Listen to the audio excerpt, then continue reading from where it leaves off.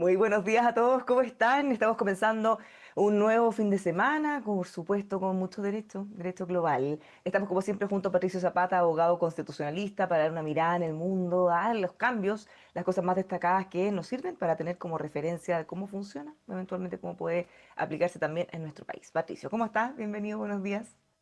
Muy bien, Bárbara, un gusto. Sí, y tenemos harto más que comentar. ¿Con qué nos vamos hoy? ¿Nos volvemos a España? Sí, sí, a mí me parece que algunas cosas que han ocurrido en la última semana en España ameritan poner un foco en la forma en que funcionan las instituciones de ese país.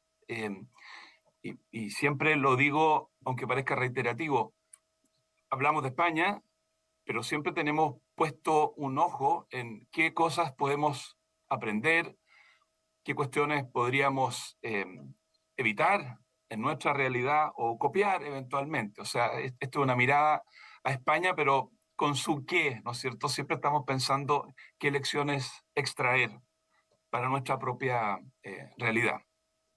Ahora, vamos, ya entremos en Vamos. materia. Em, bueno, España tiene un sistema de una monarquía parlamentaria. Esta semana el ex rey Juan Carlos hizo alguna noticia porque decidió publicar unas memorias. Eh, Esto ha traído cierta polémica. Hay que recordar las condiciones bajo las cuales él abdicó, el rey Juan Carlos Borbón, en medio de un desprestigio muy evidente por denuncias de todo tipo, de denuncias de corrupción, de elusión tributaria, malas conductas personales. Eh, pero al mismo tiempo uno observa que el rey Felipe ha podido navegar en tiempos difíciles, en crisis muy complejas, crisis política y también en situaciones que podríamos llamar de catástrofe. El año pasado, cuando hubo esta calamidad en Valencia, eh, estas salidas de mar, estas inundaciones muy tremendas, se pudo ver que toda la crítica que hay contra la política no alcanza tan directamente al monarca, porque pudo él hacerse presente en ciertas condiciones. Así que hay ahí una cuestión que siempre hay que estar mirando el estado de salud de que goza o no goza la cabeza de Estado en un país como España. Pensemos que en el Reino Unido el rey Carlos tuvo que quitarle prácticamente todos sus privilegios, todos sus títulos a su hermano Andrés. ¿Ah?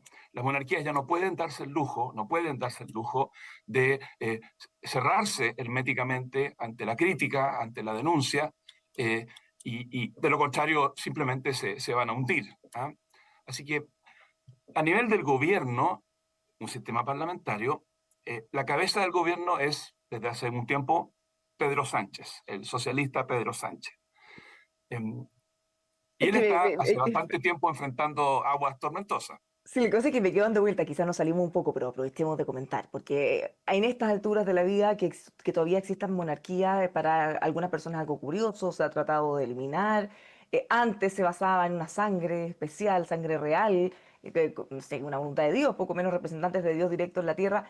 Ahora es totalmente distinto. Entonces, dado que la gente entiende, o quizá entendieron, ya, que no tiene que ver necesariamente con eso, sino que son una figura que cumplen un rol, bueno, les pide otras cosas, pero también les exige mucho más.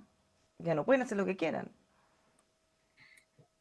A ver, esa es una pregunta bien interesante.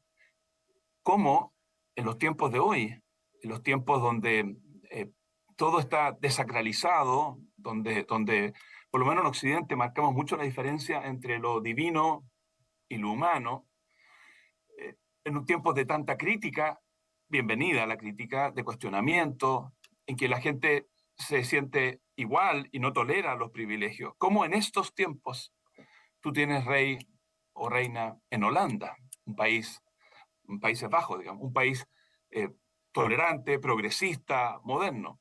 O en Suecia, un país tolerante, progresista y moderno. O en Noruega.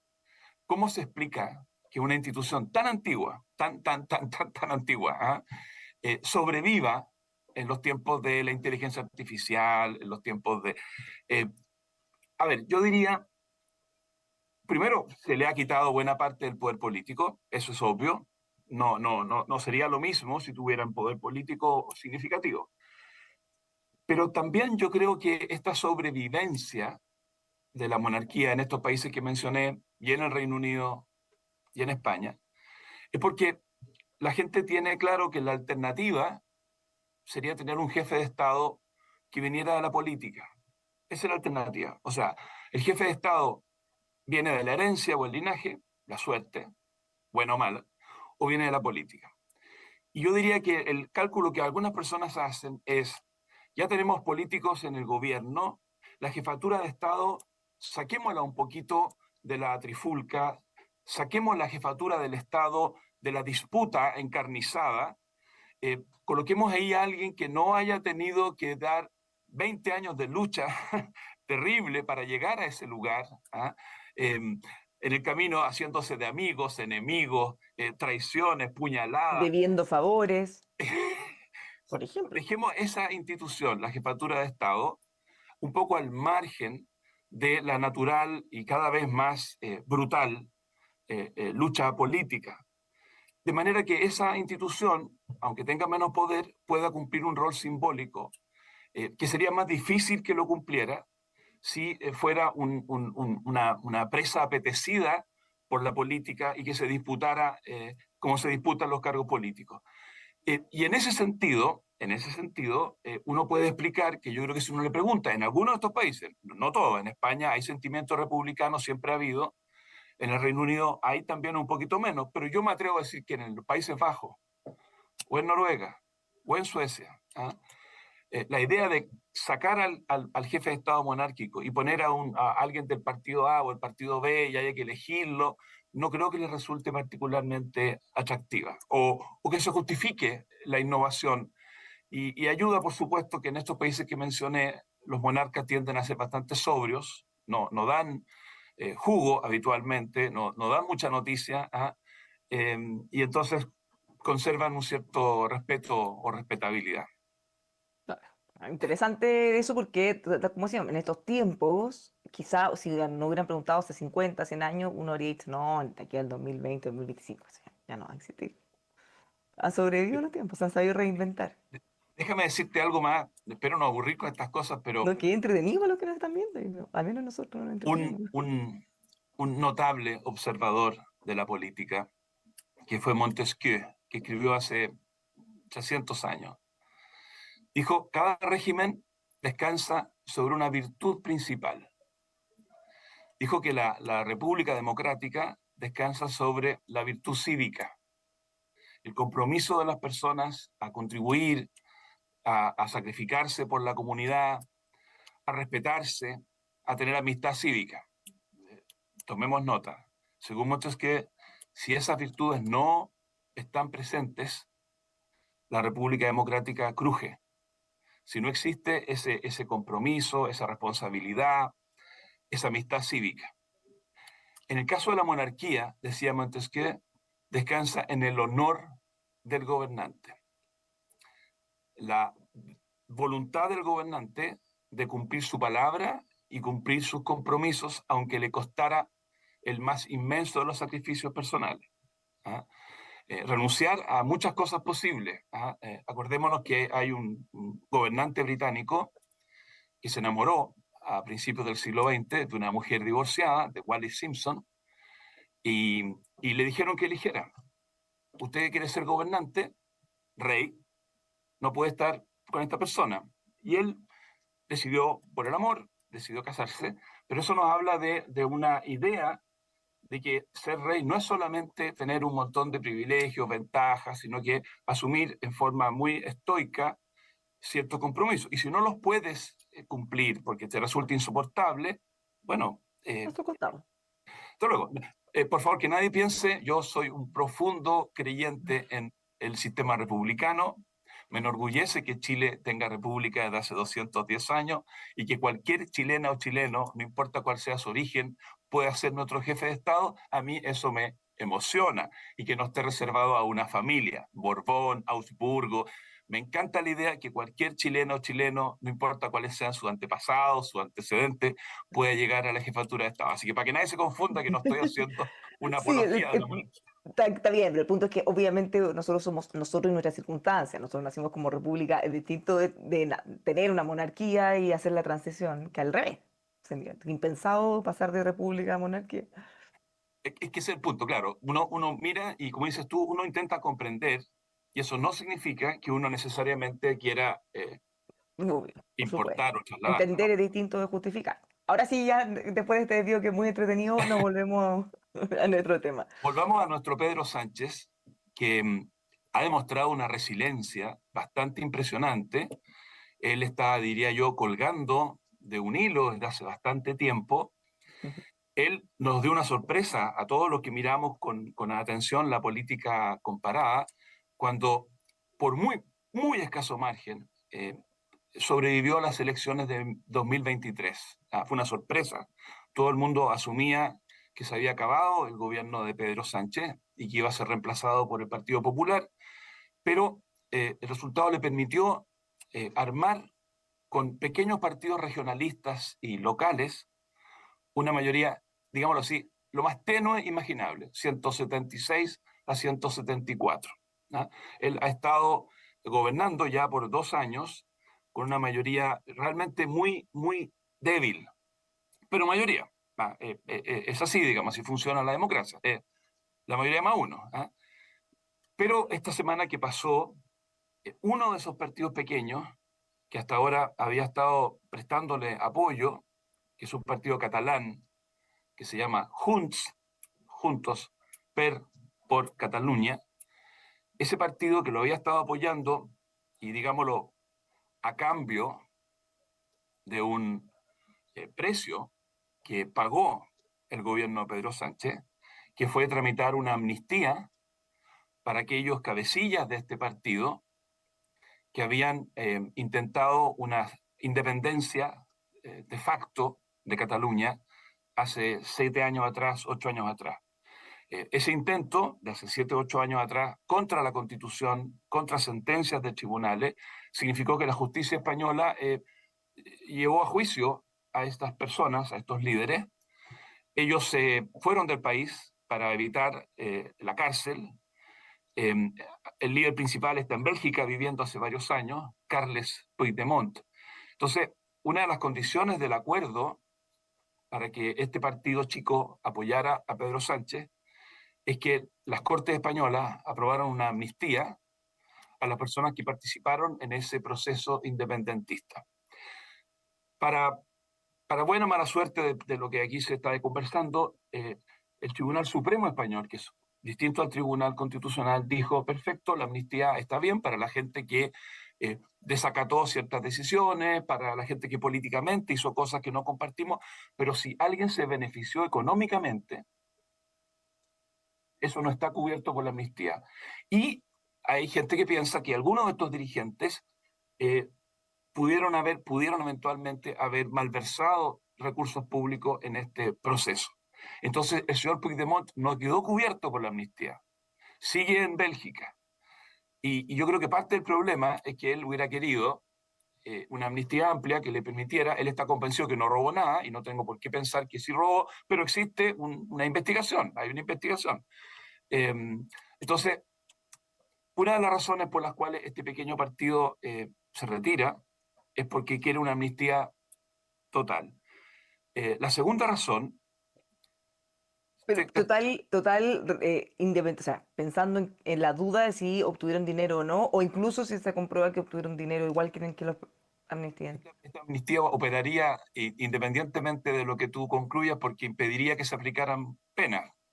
Se acabó la investigación. No, no, Nada, eh, o sea, no van a alcanzar a llegar a si obtuvo o no beneficio económico, se acabó, nomás, se cierra todo. claro, nosotros en Chile aplicamos la amnistía más tarde, cuando hubo que aplicarla o no aplicarla, o no se aplica porque hay delitos que son permanentes, entonces había que terminar la investigación, pero aquí yo creo que la amnistía operaría de inmediato y por lo tanto si hubo enriquecimiento, si es que hubiera habido, no se podría castigar.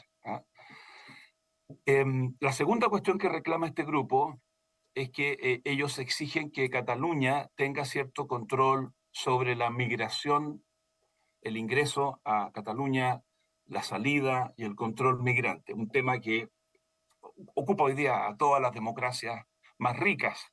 Nosotros no somos ricos, pero somos más ricos que otros, entonces el tema de la gente que quiere entrar con buenas razones o con pésimas razones, entonces los catalanes son particularmente, hay un grupo de los catalanes que son muy celosos y les preocupa mucho el ingreso, y este partido Junts, quiere reivindicar esto. El problema es que la Constitución española le entrega el control migratorio al Estado Nacional. Y yo tengo la impresión de que Pedro Sánchez y en general los partidos políticos españoles no quieren que cada región tenga su propia política migratoria. Entonces, tú te das cuenta que sería imposible una política nacional migratoria si Antofagasta pudiera tener su política migratoria más relajada, y Arica y Parinacota tuviera una más dura, y Coquimbo tuviera una diferente. Una vez que la gente entra al país por Antofagasta, bueno, se va a ir a Arica y Parinacota. Entonces, yo creo que claramente es muy propio de un Estado, por muy federal que sea, o por muy autonómico que sea, que el control migratorio sea una cuestión a nivel nacional. Entonces, esto que pide Junts per Cataluña, a mi juicio, es algo que es muy difícil que se le entregue. No se lo va a entregar Pedro Sánchez, menos todavía se lo va a entregar el Partido Popular de derecha, si es que gana las próximas elecciones con un planteamiento más duro sobre la inmigración. ¿Ah? Y lo tercero que piden es que piden que la Unión Europea considere el catalán como uno de los idiomas oficiales de la Unión Europea, ¿ah? Junto con el francés, el alemán, el portugués. Y eso Pedro Sánchez le ha aplicado, que no depende de él. Él ha hecho la petición, ha hecho la solicitud, pero eso tiene sus tiempos, su duración. Junts le dice, no, que usted no está poniendo suficiente eh, pino en esta petición. Así que eso es, y claro, eso nos muestra hasta qué punto la política española está atravesada por el reclamo regionalista de ciertas comunidades autónomas, donde el sentimiento autonomista sigue siendo muy fuerte. Este es un tema súper no resuelto, porque cada cierto tiempo vemos alguna polémica porque buscan la autonomía de una u otra forma, o porque buscan algún beneficio especial o alguna excepción de o sea, alguna norma. Es un tema que no se ha logrado resolver del todo y que aparentemente tampoco se va a lograr resolver, ¿o no? Es un tema muy difícil y la verdad es que la Constitución española de 1978, que uno en general en las universidades, yo siempre la celebro como una obra equilibrada, lleva ya casi 50 años operando, ha habido cierto progreso en España. Eh, Sin embargo, aquí había que cuadrar un círculo, y no era fácil, porque España tiene una pluralidad que a veces la gente que mira de afuera no la capta. Eh, Vascos, Euskadi, tienen un sentimiento cultural, una lengua, una historia que reclaman y que sienten muchos de ellos que ha sido aplastada largamente por el Estado central español, ¿ah? El Estado liberal del siglo XIX, los Borbones antes, Franco mucho después. Incluso un sector de ese reclamo vasco, no se nos olvide nunca, tomó las armas y desplegó acción terrorista muy sanguinaria durante los años 70 y 80. Cuando yo era niño, una noticia habitual en el diario era ver las masacres que perpetraba la ETA contra jueces, contra políticos. Y estamos hablando de cientos de asesinatos. No era el sentimiento de la mayoría del pueblo vasco, nunca lo fue. Pero había ahí En el caso de Cataluña, nunca ha tenido esa dimensión violenta, no la ha tenido, pero también se trata de una cultura que siente, y creo que con alguna razón, que su especificidad no fue respetada, especialmente en el régimen de Franco. Si uno escucha, por ejemplo, a Joan Manuel Serrat, ¿ah? Cuando él comenta cómo a él le costaba reivindicar el catalán en los años 60, o uno escucha historias sobre las universidades, uno advierte que ahí se intentó contener una cuestión que es profunda, la poesía, la música. No hay nada más fuerte que la lengua, ¿ah? Es lo que nos define, el espejo de nuestra alma es la lengua. Ahora, hay una parte de los catalanes que viven en Cataluña que tienen este reclamo, pero hay muchos otros españoles que viven en Cataluña que han migrado a Barcelona, que son familias que vienen del sur de España, de Andalucía, que vienen de Aragón. Entonces, hay en la propia Barcelona, hay personas que quieren la independencia, que son catalanistas, que tienen esta cuestión identitaria, y otros que dicen, oye, mira, los problemas nuestros son pagar la renta, la vivienda, el empleo, la delincuencia, el crimen, y tú me estás discriminando, tú quieres transformar tu lengua en una cuestión excluyente. eh, Aquí tenemos que... Entonces, tampoco es que toda Cataluña, no, es la mitad quizá, ¿ah? Porque hay otro grupo importante y todos conocemos, quizá no todos, pero conocemos gente que ha estado en Barcelona, hay gente que habla catalán, tú vas a comprar y te hablan en catalán, pero mucha gente no sabe hablar catalán, porque son primera generación que ha llegado de Sevilla o de Valencia, ¿ah? Y se sienten igual de ciudadanos de Cataluña que los otros, ¿ah? La Constitución española tenía que lidiar con estas tradiciones fuertes, lo mismo los gallegos, y con otras zonas de España que históricamente no habían tenido el mismo sello, ¿ah? ¿Qué tan flexible es la Constitución española con este problema? Porque a ver, para hacer un vínculo con Chile, a propósito de los procesos constituyentes, acá se trataron de hacer cambios, también pensando en los pueblos originarios, darle autonomía o cierta autonomía, crear eh, sistemas de justicia medios paralelos, cosa que no se aprobó, pero si uno lo mirara como en paralelo, ¿qué tan flexible es esa Constitución o qué tan cerrada? A ver, es la pregunta del millón, yo me estaba demorando mucho en llegar a eso. La Constitución española quiere tratar igual a todos los españoles. Ese era un principio muy importante. No puede haber un grupo que tenga más privilegios que otro.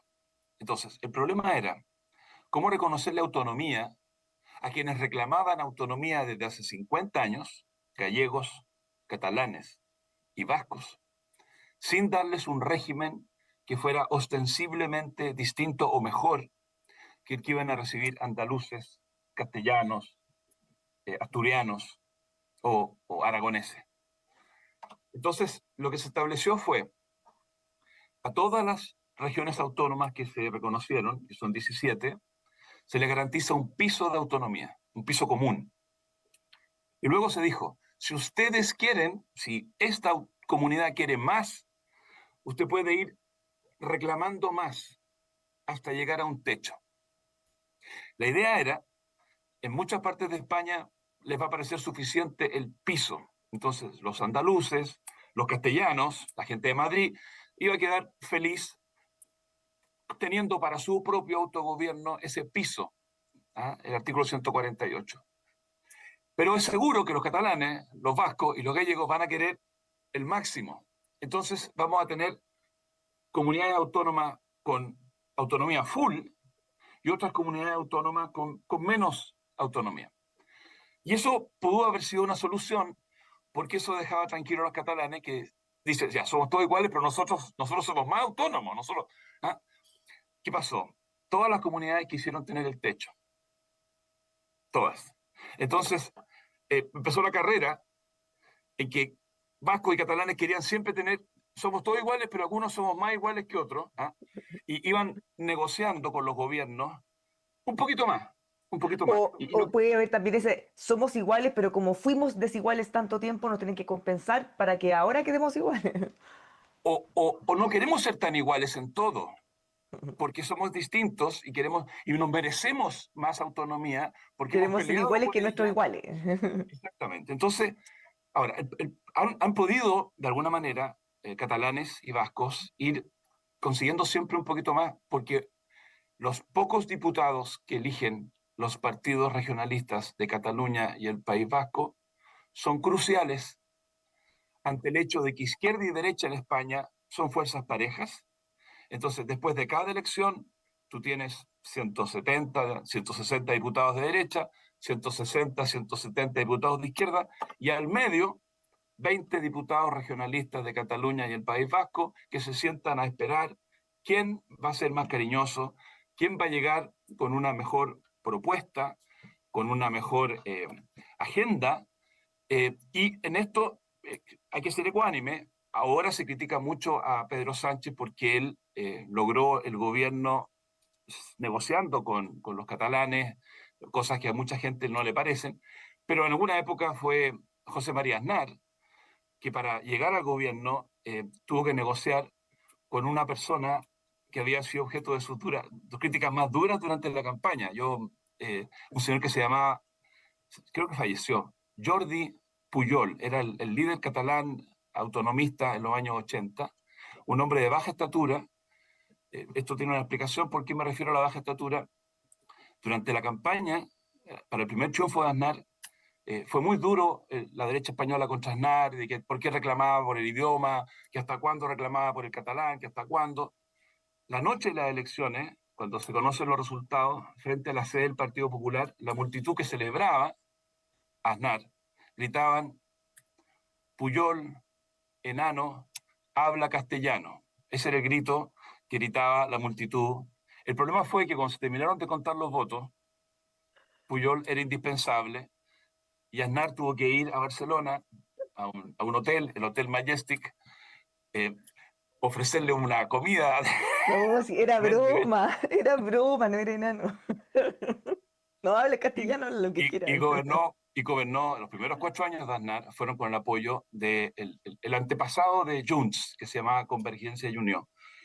Entonces, ahora, eso es un problema. Fíjense, si nosotros en Chile nos quejamos que a veces los gobiernos dependen de partidos pequeñitos que Uno tienen su piensa Tiro propia en agenda. Bianchi, por ejemplo, ese típico independiente que puede inclinar la balanza de aprobar o rechazar un proyecto y que puede tener casi lo que quiera. Entonces, a- es un problema. Ahora, ¿cuál es la solución? La solución en España, no creo que la solución sea privar de expresión política a unos ciudadanos que son fuertes. No es un invento. En No, y lo Cataluña eligen democráticamente, además. y no son del 1%. No es el problema que tenemos nosotros que a veces llegan personas con el 1%. No, no, no. Esta gente tiene apoyo en su zona, claro, fuera de Cataluña no, no. ¿Ah? Lo mismo pasa con Euskadi.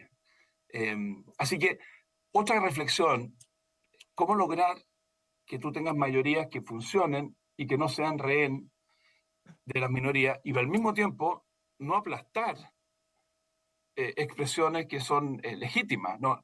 Por eso digo, cuadrar el círculo en materia del gobierno regional y de la representación no es nada de fácil. En España llevan varios años con un funcionamiento bien accidentado, bien debilitado, y solo quisiera, no sé cuánto rato nos queda, pero todo esto se ve, eh, digamos, más complicado todavía porque el tono del debate, la forma en que se discute es muy tóxica, es muy tóxica, es incomparablemente más tóxica de lo que era en la época de Adolfo Suárez, Felipe González. Eh, si uno escucha, está disponible para cualquier amigo nuestro de MOL TV que quiera.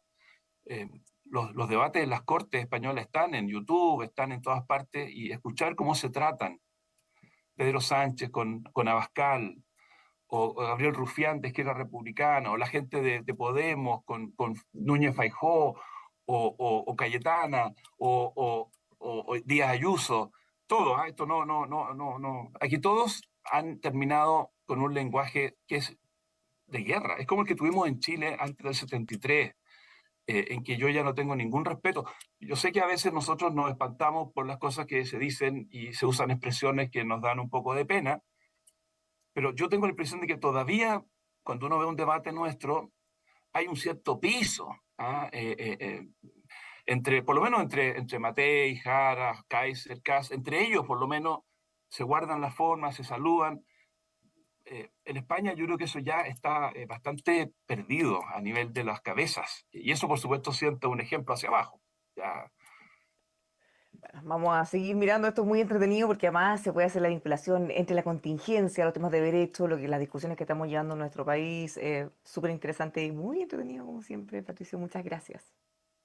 Un gusto, que tenga un buen fin de semana y nosotros tenemos elecciones el próximo domingo. No este que viene, sino el otro. El Ya. próximo domingo, así que va a estar ahí bien, bien intensa la agenda. Muchas gracias, Un gusto, Patricio. Buen Pablo. fin de semana nuevamente. Que Y a estés todos los bien. estamos invitados a que sigan con nosotros aquí en emol.com.